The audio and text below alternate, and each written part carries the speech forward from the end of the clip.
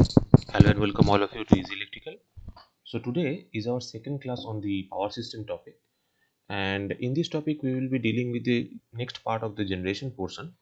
In the earlier classes we have taken care of the your generation part for the thermal power plant. Now I will take care of the rest of the power plants that are there.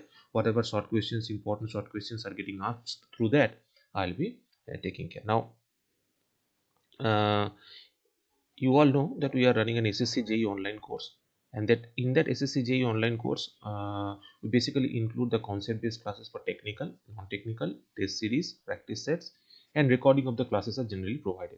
Other than that, some lab practicals are also we are trying to incorporate. Lab practicals we are trying to incorporate in that, and exam specific notes are also provided. Exam specific notes are also provided for the for your specific examination that you are going to give.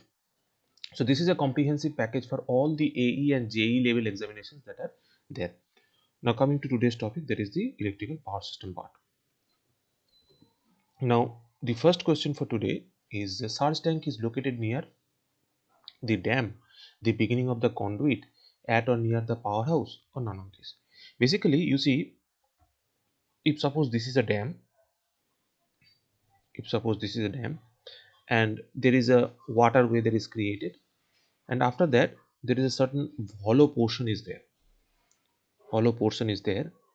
After that, in certain positions like this, here a tank is basically provided, something like that. A tank is generally provided, and from that tank onwards the downward sloping or pain steps generally starts. This tank is basically called your surge tank.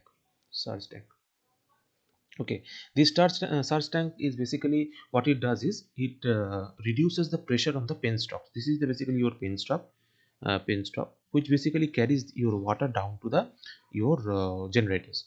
Okay, now down to your turbines.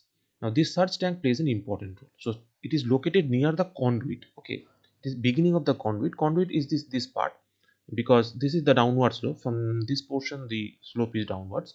Okay, now the next question is: impulse turbines are used where the water head is. Basically, there are three types of turbines we are basically using. Two types of turbines. One is a impulse turbine, and another is a reaction turbine. Basically, impulse turbines are used for your high head. Okay, impulse turbines are for your high head turbines where the heads are high, generally 300 meters and above, like that. So none of this will be the answer here. None of the options are correct. Basically, low and medium heads are used for the for your reaction turbines. Reaction turbines. Reaction turbines. Okay. Now coming to next question.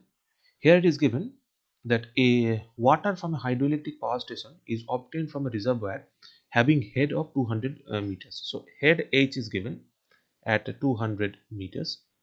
Now the energy generated per hour and per cubic meter, that means the whatever the water flow or the jet flow, it is kept at 1 meter cube. Okay, 1 cubic meter the jet flow is kept at. Now the efficiency is given as hydraulic efficiency to be 0.85 and electrical efficiency to be 0.95. So total efficiency, if I want to calculate, eta will be eta hydraulic into eta electrical. Now here we just need to multiply these two parameters, 0.85 into 0.95. Now the power whatever we generate, if we multiply it with time, we will get the energy, right? So to get first of all the power, we know one small example equation is there, that is H into eta into H into Q into rho into 10 to the power minus 3, that is that much of the kilowatt of the kilowatt is the your power that is developed. Now here we got the values of eta to be 0.85 multiplied by 0.95. Now the head is given at 200. Now the Q is given at 1, and the rho is basically 1000. The density of water, rho is basically your density of water, into 10 to the power minus 3, that much of the kilowatt. So these two things cut themselves. Now here what we have is, we basically have is your 0.85 multiplied by 0.95, that gives us something, multiplied by 200, multiplied by 200. So we are getting it at 161.5. We are getting it as 161.5, something like that is coming up. 161.5. Okay, 161.5, something like this is coming up. Now here you can see, one more point I'd like to add, that is, all of them are okay. P equals eta into h into q into rho. Okay, that much is correct. So just let me check the answer once again. Answer key, whatever answer key is given, just let me check the answer key given.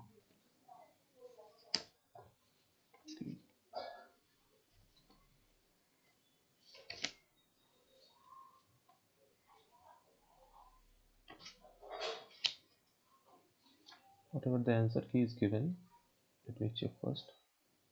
Okay, okay, one small mistake I have done here is that 9.81 has to be multiplied with this. From this, with this equation, one small mistake I have done. 9.81 need to be multiplied. 9.81 need to be multiplied. So just multiply 9.81. Here you multiply 9.81, so you will get the result. So if you multiply 9.81 with this 161.5 into 9.81, you will get 1584.315, that is 1584 roughly kilowatt. Okay, now the energy will be how much it is, 1584 into 1, so that is 1584 your kilowatt hour.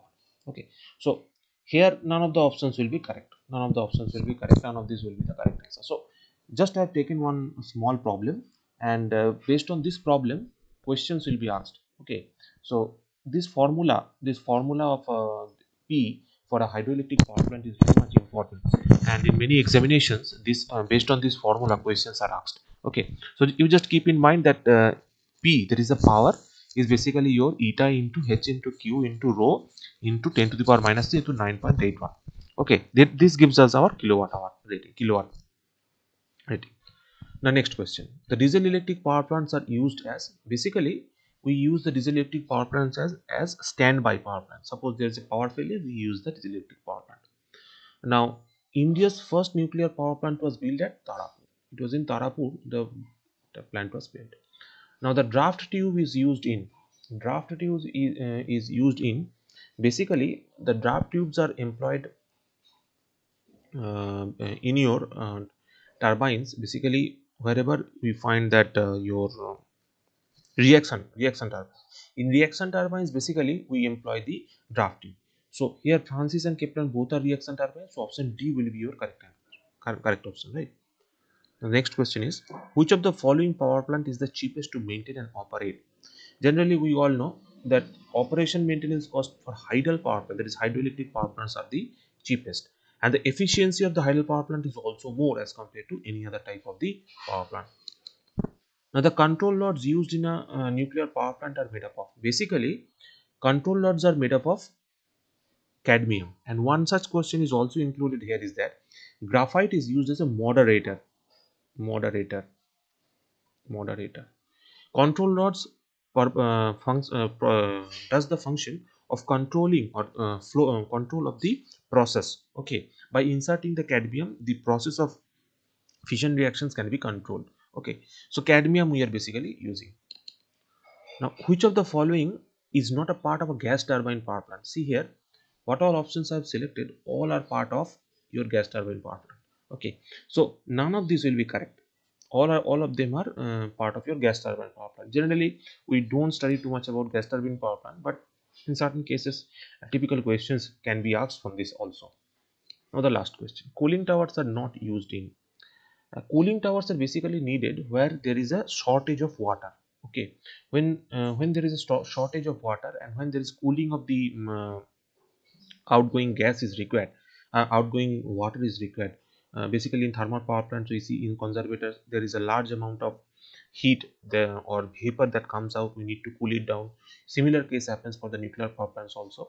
So hydel power plant is in a place where we generally do not use the cooling towers. Okay, we do not use the cooling towers. So in this chapter I have tried to cover most of the unusual questions that are basically asked in the SSC level. So if you have any doubts regarding today's class, you can directly call us at our given number 8335067725, and you can directly mail us at this mail ID. And all of your doubts will be solved via this email ID only. Okay, so thank you everyone for staying up to this point. Thank you and have a great day.